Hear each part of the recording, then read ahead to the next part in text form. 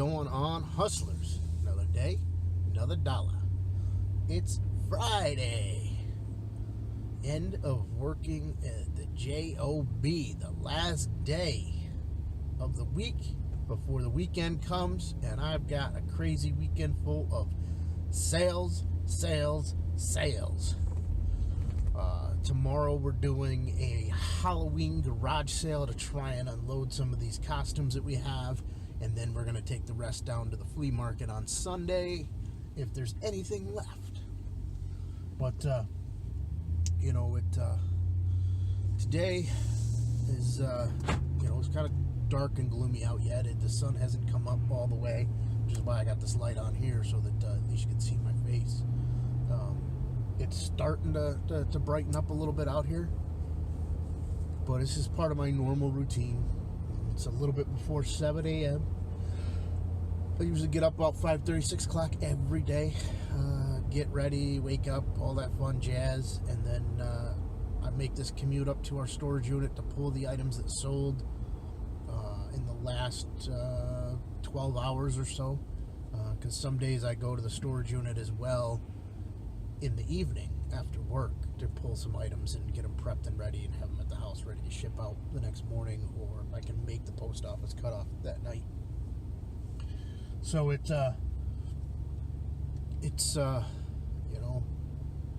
end of the week, end of making this journey for a couple of days, and next week I only get to do it a few days because I'm out of town Tuesday, Wednesday, Thursday. Probably won't do any sourcing while I'm away. I gotta attend a conference for work on SEO. And my schedule down there is pretty full,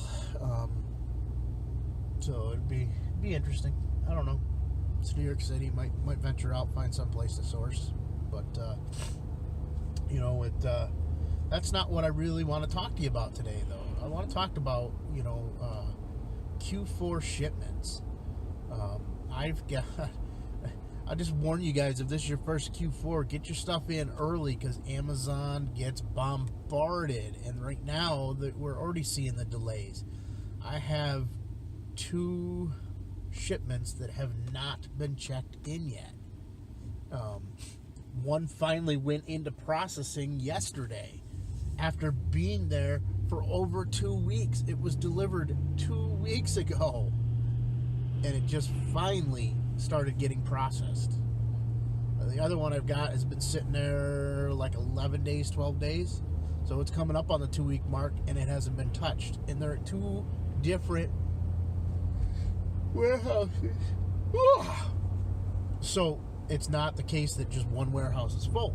And the funny thing is, the one warehouse, the one that they're processing the shipment in right now, I've had 2 other packages go since then that were already checked in.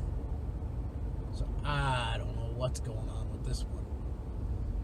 But, it is what it is. It's Amazon. We're at their mercy, but, we also get the reward of being able to sell on their marketplace to their customers. So just make sure you're getting your stuff in, you're sending it out, and you're allowing for that delay for them to process it. I had a couple of things I wanted to talk to you about. I don't remember what they were. It's just crazy. It's been a crazy week. Sales are up on Amazon, on eBay, Facebook Marketplace. Been doing a bunch of local deliveries on Facebook Marketplace, clearing stuff out. But it's not too bad. It's I'm looking forward to tomorrow's sale to see how we do. Unfortunately, they've changed the weather forecast to be 70% chance of rain, so that may scare some people off. Sunday at the flea market, which was our backup plan, is supposed to be chilly. We're supposed to see a high of 38 on Sunday, and that's at 1 o'clock in the afternoon. So I can only imagine what it's going to be like getting out there wee hours of the morning and setting up and freezing my butt off. Might have to bring a heater with me. Crazy, but things we do for $1. I should have wrote these topics down during the week. I had several ideas that to talk to you guys about, and now I'm drawing a blank. Probably because I'm half a week right now. But it's it's about putting the hustle in. It's about not making sure, all right. So here's one of the things I did want to talk about. There are a lot of people out there that compare themselves with other resellers. Well, so-and-so is making $100,000 a month, and so-and-so is making $30,000 a month, and this one's making $1 million a year, and who cares? Every one of us are different. We all sell different stuff. Yes, we may sell similar items, but our price we sourced it at could be different. The place we sourced it at could be different.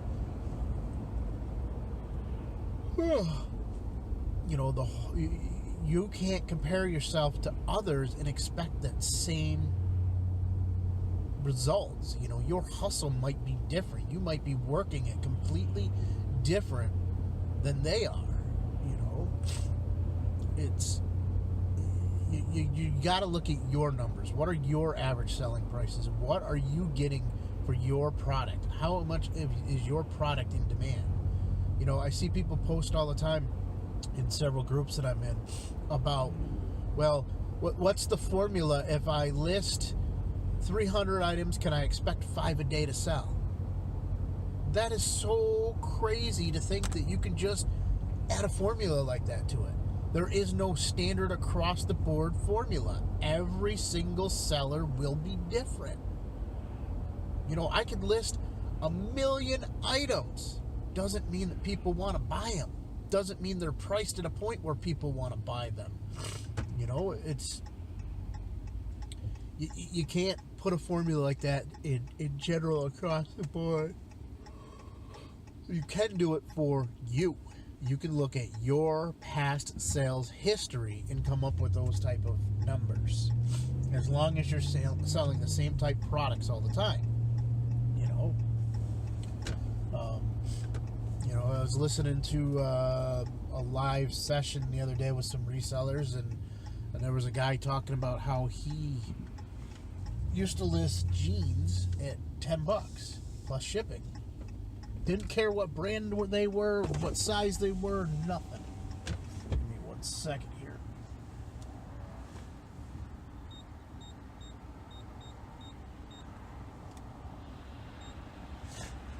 And the magic digits. So, he didn't care what size they were, what brand they were, or anything else. And they were selling all day long at $10 a pop. He didn't even care if they were authentic, because people weren't going to complain when they could get a $100 pair of jeans for $10. They kind of in their head already know that there's a chance they could be fake. But it's he was making a ton of profit. He was sourcing them at 50 cents a pair. He had a thrift store in his area that would run these weekly sales where they marked stuff down to 50 cents, and him and his wife would go in there and they would buy up whatever they could find. Now, they stayed away from your typical Walmart, Target brands, the low-end stuff that's just not going to sell. You can literally probably go into Walmart today and buy it brand new for $10. But it was just like, that philosophy, you look at it, it's like, wow, And he was saying that, sales were crazy. He was filling up his vehicle all the time and going to the post office. It's it makes you wonder. I've got a whole tub full of jeans in there that we never even listed because I didn't want to go through the hassle of taking the measurements, taking the pictures. That's why we kind of got out of clothing, because clothing was a lot of work and a lot of time investment for waiting for stuff to sell, because a lot of that stuff is long tail. And we just weren't seeing the reward for our efforts. Now I'm rethinking it that, hey, I take all them jeans out. I don't care if they're Carhartt. I don't care if they're True Religion. I don't care if they're a classic Levi. I don't care. Throw them up for $10. My cost on them was very minimal. I've already paid that money out. Some of that stuff I've been sitting on for months. Just get it up and let it sell. $10, $10, $10. If there's 100 pairs of jeans in there, that's a lot of cash coming into the pocket. you know, and it frees up a tub, frees up space in there. So it's that kind of mindset. You got to stop looking for top dollar. You got to stop looking for the most. And I know there's people out there who are going to comment and people who are going to message me and say, "Oh, you're crazy. You're leaving money on the table. That's just insane. Why would you want to do that?" Why? Because you make it up in volume. You know, you take a look at stores. How can these big box retail stores clearance stuff out for like pennies on the dollar? Because they bought cases upon cases upon cases of that stuff. They sell a couple of those, they've made their money back. They don't care. Everything else is just pure profit. So sometimes you got to look past how much money you can make on something and see if you can make more money by selling more at a lower price point. You know? So yeah, I could probably sell one of the pair of the jeans in there for $20. So what? If I take a picture of it, I do all the measurements, I list it, and it takes me 6 months to sell that pair of jeans for $20, is it worth it? Is it worth paying to store it? Is it worth the extra work that went into it? Or just listing it and saying, hey, $10 and still make profit, make a decent profit? You know, if his cost was 50 cents on those and he's selling them for $10 and the shipping's being paid for, the only other thing he has is eBay and Amazon, or eBay and PayPal fees. To me, that's a no-brainer. And you know, I started thinking back, and as much as I said I don't want to do clothing, I have a supplier that'll sell me clothes at 50 cents a piece. I'm thinking, maybe I should go back in there and pull out all his jeans. I don't remember him having much jeans there though. So, you know, that's the kind of mindset you need to be in with this business. All right, let me run in here, grab the items that sold yesterday and today, mostly last night, and I'll be right back.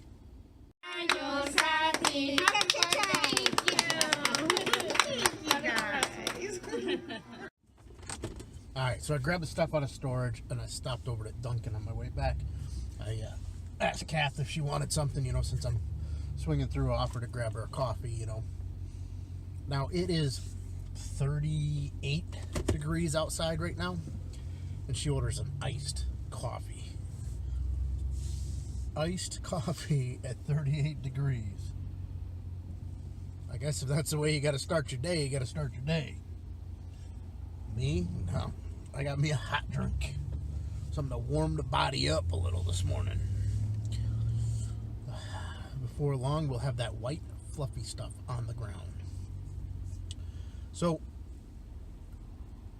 what have your sourcing habits changed now that we're more into the fall season? We're in Q4. Does that make a difference?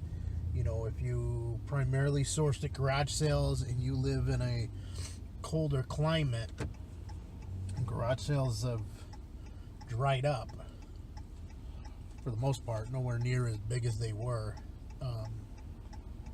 Are you finding alternative places to go source your items?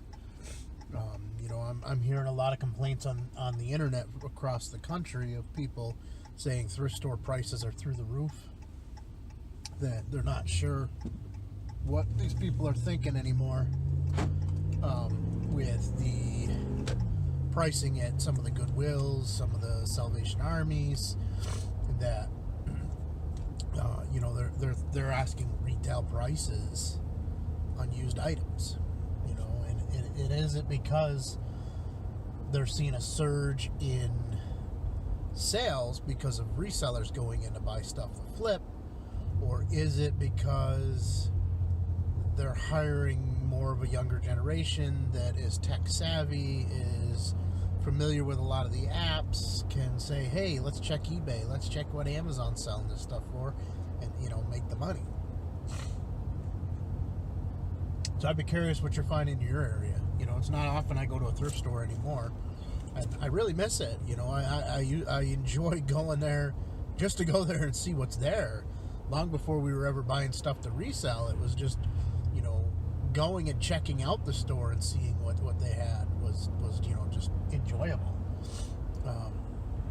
Maybe I can't squeeze one in today. Got too much to do to get ready for that sale tomorrow. Maybe tomorrow afternoon after the garage sale. Kath and I'll go thrifting. Who knows? Maybe I'll take you guys along with us. I do have that wireless mic. I can mic myself up and go. Huh, that's an idea. Guess you'll find out if there's a sourcing video that comes out from the thrift store. But, it's... how does Q4 change your business structure? Do you start switching over and doing primarily toys and Christmas stuff, or do you stay status quo selling the same stuff you've been selling? That same video I was talking about a little bit ago with 3 resellers, it's the Bearded Picker and a group of cronies that he gets together that meet up and chat, and they were talking about a lady on there that she sources like one item all year long to sell during Q4. She travels around, picks it up, and keeps them in a storage unit until it comes time to Q4, and then she sells, and she sells like $1 million worth of stuff a year. That's insane. I want to know, what is it? It got my mind scratching. Is it a Christmas Christmas product? Can't talk this morning. Something that is seasonal related, that's only out during Q4, maybe snow related, like a snow tube or sleds, or what is it that she's selling that only sells during Q4, and she does $1 million and she can travel the country the rest of the year and source it? It's got my mind baffled. I want to know more. No, I'm not going to go jump on the product. I'm just curious to what it is. But it's, and that's the other thing, I'm part of a VIP group that comes out from another reseller who has a YouTube presence and a few other things. And there's some stuff being posted in there that, bolos to go look for, that leaves me scratching my head. It's a big gamble. They're buying things at a retail price right now in Walmart and Target that the retail price matches the Amazon buy box right now. Not all of the items. A few of them, they're a little bit cheaper, but you're not going to make a profit with the Amazon fees being tacked in. And I look at the numbers, and it's mostly toy stuff that is new for this season, and they're buying it with the hopes that it becomes a hot seller and disappears from the shelves, so that they can collect a premium price. What happens if the manufacturer has a ton of them, or the retailer has a ton of them, and they're putting out limited quantities on the shelf at a time to ensure that they have them through Black Friday? To me, that's a little too risky. You could end up sitting on a product that you don't get your money back out of. You end up losing money on it. I don't know about you guys, but I'm not here to lose money. I'm here to make money. Does that mean that every now and then you have to lose money on a thing? Potentially. But to go all in on a couple of products just because it's Q4 and you have a hunch it's going to be a hot seller? If you look back to last year, I believe a lot of people did that with fingerlings. And then all of a sudden they got slapped with IP because somebody submitted some fake ones. So, makes you wonder. I'd be cautious. I didn't, nor do I plan on going deep on a lot of toys. I have other products that, yes, are Q4 sellers that I will consider going deep on. Toys, everybody seems to want to do it. Yes, you can make good money at it, and I know a lot of people, traveled around hitting up all the Toys R Us's that were closing and got some really great deals on stuff to send in, but I have some other items that I work during Q4 that work for me. So it's I don't know. Toys is something that, I don't really have much interest in. There's certain toys I do, but it gets a little too crazy for me. I like other things. I like stuff that's a little bit simpler. And yeah, people are going to comment and say, toys are simple, toys are easy. Well, they're not when you got to carry like 10 of an item because there's 10 different variations. And, 5 of the variations could be hot sellers and the other 5 could be just crap, yet you bought into it. So I'd love to hear from you guys. What is your Q4 strategy? Throw it in the comments below. If you found value in this video, please give us a thumbs up. If you did not like it, please thumbs down. Let us know. Let us know the content you want to see. Subscribe to our channel. There's a little button down there. If you're not a subscriber, click subscribe. If you are a subscriber and you want to get notified whenever we put out new content, click that little bell next to the subscribe button. You'll get a notification from YouTube every time we post a new video. Alrighty, hustlers, I want you to get out there and go do.